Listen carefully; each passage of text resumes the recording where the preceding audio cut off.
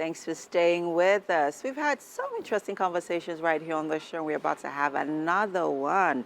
And this is about the Lagos Cocktail Week.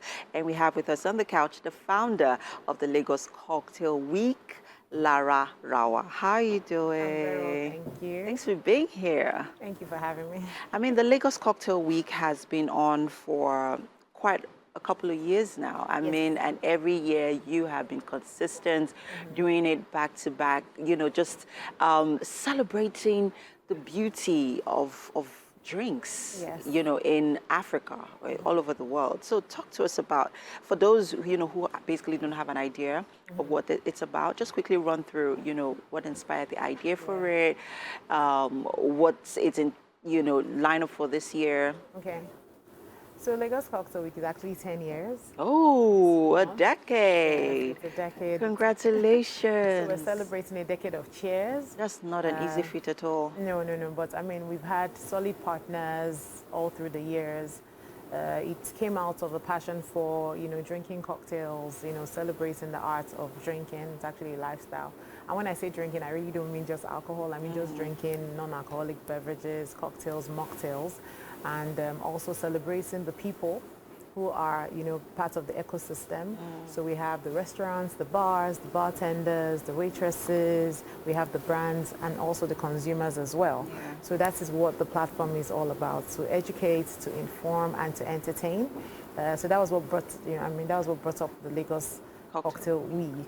We wanted to premiumize cocktails. Nigerians, we premiumize bottle service more than cocktails. Cocktails, true. So we wanted to, change the narrative, bring it to the forefront, and also inspire our bartenders as well to look inwards at indigenous recipes and ingredients we have here. I agree with you. Yeah, so they can create something that, would be appreciated and approved, worldwide. I would say for a fact that, your initiative or the program has sort of revolutionized the way we appreciate drinks and the way we see drinks. And I'm not just talking bottle drinks, I'm talking, cocktail drinks.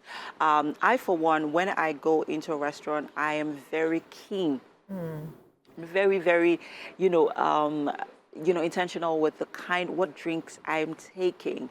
And I've also seen quite an improvement relatively, because you see it in the quality of drinks that you're drinking at restaurants. So talk to us about what is in the lineup for the year. What's the theme for this year? So, I mean, the theme for this year, obviously, is about innovation, passion, and culture. Okay. Innovation in terms of how we want to drink, how things have changed and evolved. Passion in terms of the passion for the craft. Okay. How to improve your passion and how to also be aware of the international trends, and then culture in terms of shedding more light on our, like I said, indigenous herbs and spices, things or ingredients that we can use to create substantive and and also cocktails that are up to par. Changing the narrative of classics to signature cocktails, infusing different recipes that we have in Nigeria and in Africa at large. So that is what the theme is all about. Let's celebrate innovation, let's celebrate passion, which is the people, let's celebrate the culture, which is where we are, and celebrate it, and cheers to a decade. Let's talk about the future of mixologists, because they are the ones who bring this innovation to life. They are the ones who, make us appreciate, I mean, this year we have, I don't know if their cocktails the trend. I would say that for one thing I noticed this year was we had a lot of drinks, or I noticed a lot of drinks on the menus that had passion fruits in them. Last year it wasn't, it wasn't the same. So I feel like you could, see the upgrade, the improvements are happening, year after year, the innovations. So let's look at the future of mixology. I mean, for the brand Lagos Cocktail, which is very passionate about, So it's going to get better. If I'm being reflective on where we were and where we are, it's a pointer to where we're going to be in the next 5-10 years. Okay.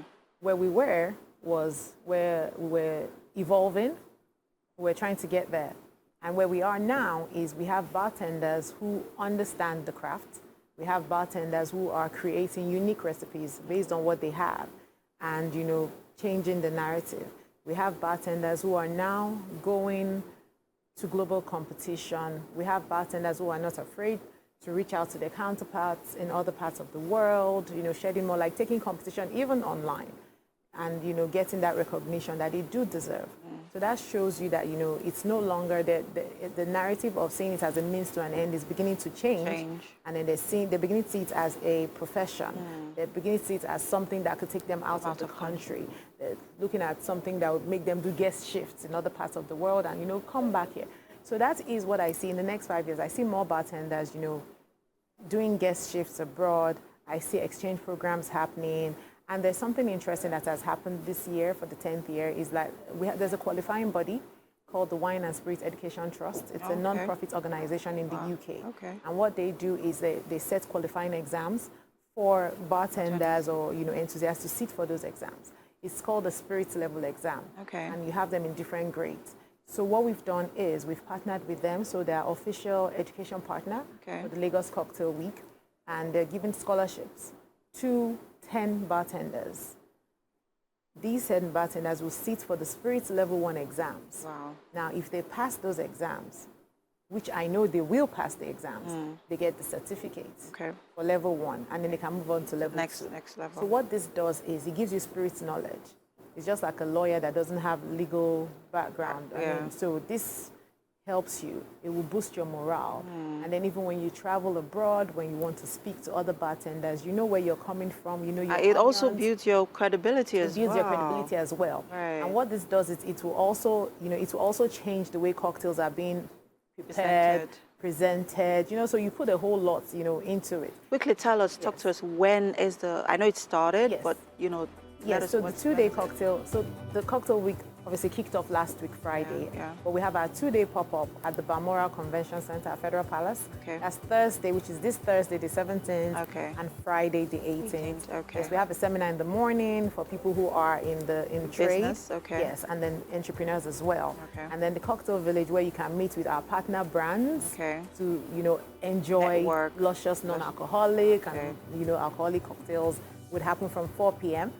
And then on the last day, which is our grand finale, we have the bar battle. So we have 8 finalists who are contending for different challenges.